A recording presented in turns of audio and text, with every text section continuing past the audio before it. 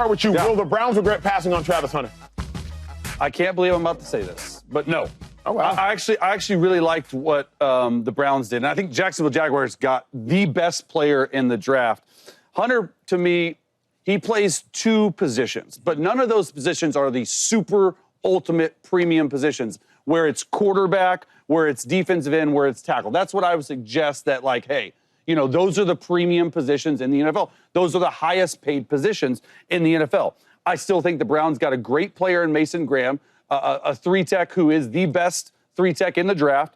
I think the Browns wanted Travis Hunter, but when you really look at what they gave up, okay, they got back a 2026 first-round pick. They obviously weren't going to go with quarterback this year. Now, you lose a player the caliber of Travis Hunter where you play receiver, okay? A good season for Travis Hunter with the Browns if he's playing receiver, 1,000 yards, 8 touchdowns. Do you really think Travis Hunter is going to make you win this year, or are you going to hold out for next year? They stockpiling picks for next year because next year's quarterback class is loaded.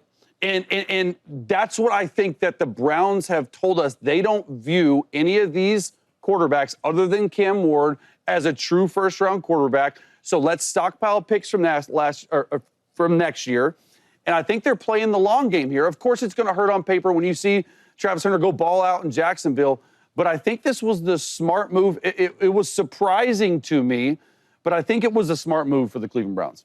James Jones, what you say? They're going to regret it, and so is the Tennessee Titans.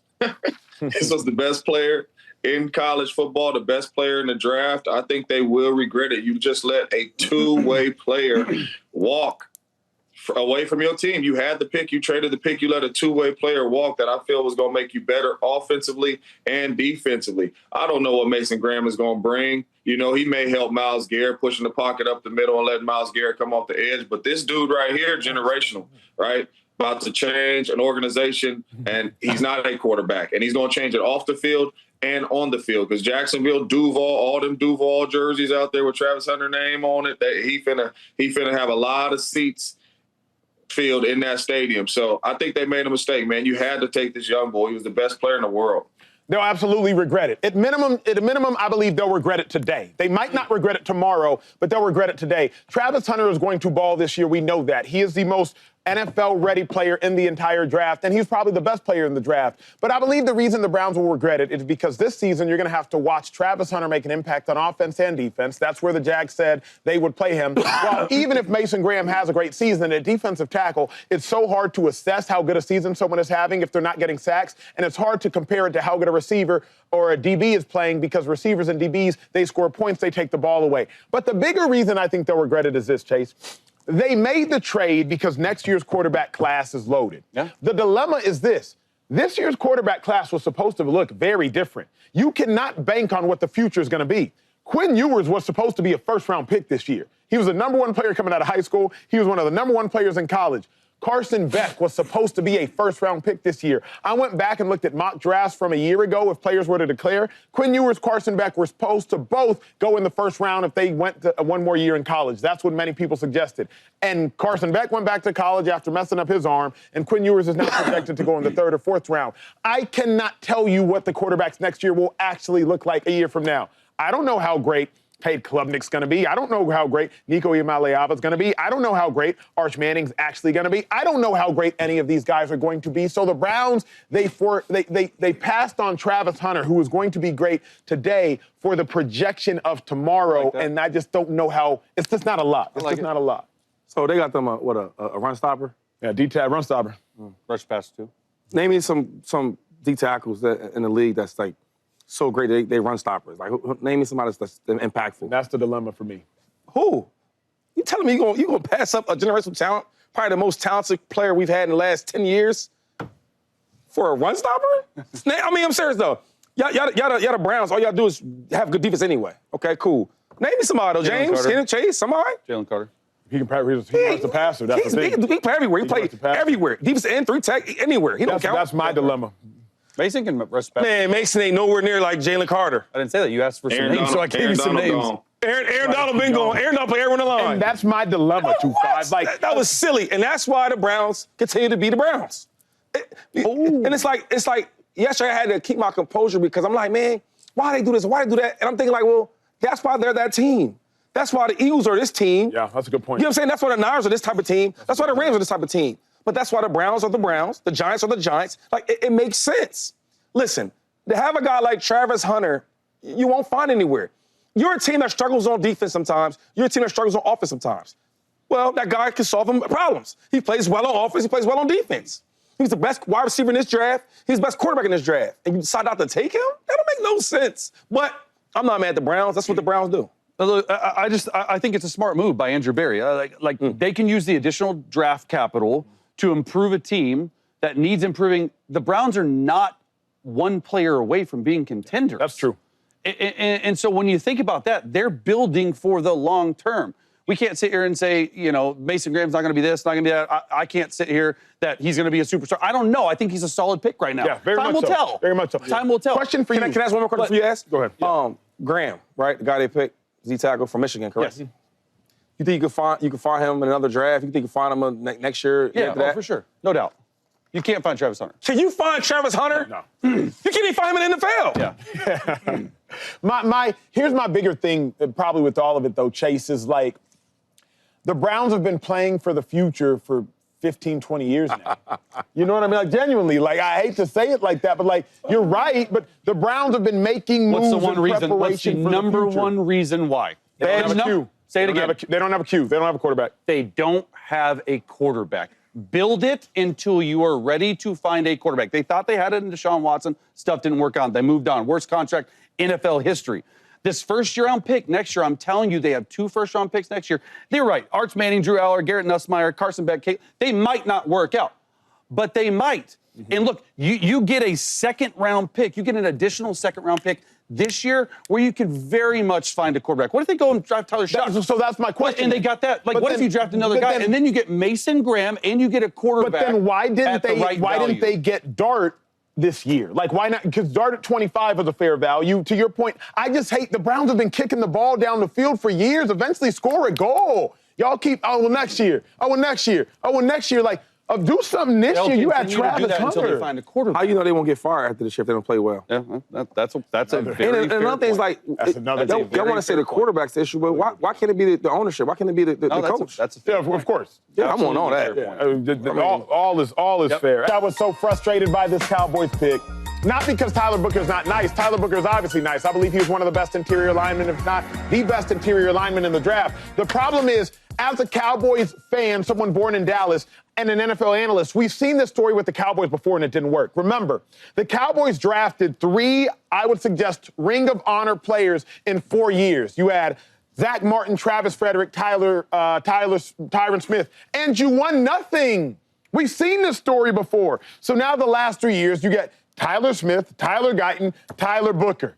Like, why would you do the exact same thing that you did a decade ago and expect it to work again, doing the same thing over and over and expecting a different result? The Cowboys did this from 2011 to 2014. They did exactly what they've now done from 2022 to 2025. Draft 3 first, second-round offensive linemen, and you don't win anything. Remember, Zach Martin, Tyron Smith will go into the Hall of Fame, and the Cowboys didn't even get an NFC Championship game out of that. They didn't get an NFC Championship game out of that. Travis Frederick, he will likely go into the Ring of Honor, potentially, at least had he finished his career healthy, and he didn't even get an NFC Championship game out of that. Now you got Tyler Smith. He's proven to be an all-pro caliber player. Tyler Guyton showed a lot of promise last year in my mind. And now you're going to get Tyler Booker. But why would you do what you just did and it didn't work, doing the same thing over and over and expecting a different result?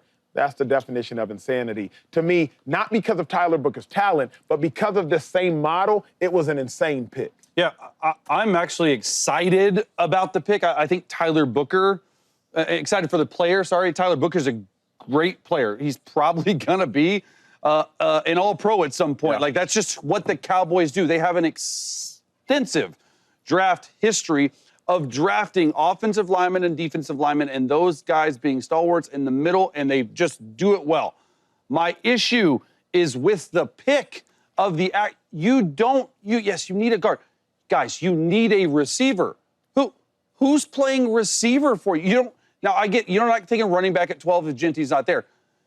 Matthew Golden, we've been talking, he was there. Emeka Egbuka, he was there. You need a receiver. Look, CeeDee Lamb. got the most targets last season. They need a receiver too. CeeDee Lamb got 25% of the targets. That's 1 out of every 4 throws because there was nobody else. What happens in the game when a team double teams CeeDee Lamb? Where are you going?